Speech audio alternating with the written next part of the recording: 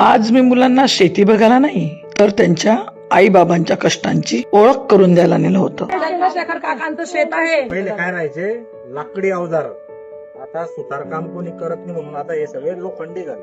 काळ्या मातीत मातीत ती पण चालते. ही कविता बहिणाबाई चौधरींची. पण ती म्हणजे ती. तीन आणि याला चाड म्हणतात. या चाळाला किती होल आहे? आणि तिघी होल मध्ये पाईप असतो, म्हणजे दाणे असे धरतात आणि ते तिघ पाईप मधून जातात. ती पण काय काम करते? पेरणीचं काम करते. आपला देश हा शेती प्रधान देश आहे. शेतकऱ्याला काय म्हणतात? अवघ्या जगाचा पोशिंदा आहे शेतकरी. पैसे कमवले तर पैसे खाऊ का आपण? अन्नच घ्यावं लागेल ना शेवटी. मग ते अन्न पिकवणारा तर कोणी पाहिजे ना. मग कोण असतो तो अन्न पिकवणारा?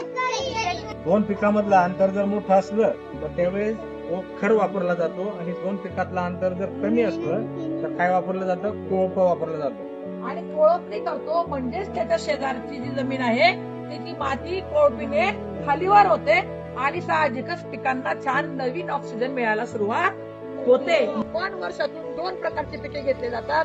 एक म्हणजे खरीपाची पिकं आणि दुसरी म्हणजे रब्बीची पिकं. स्क्रू बांध या स्क्रूवर तो मागे पुढे होतो. हे कंपाऊंड लिव्हज आहे.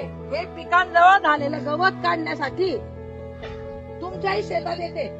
त्याला म्हणतात निंदणे. आपल्याही वेड्यासारखी धावते अक्षरशः. तोडते अशी टाकते का?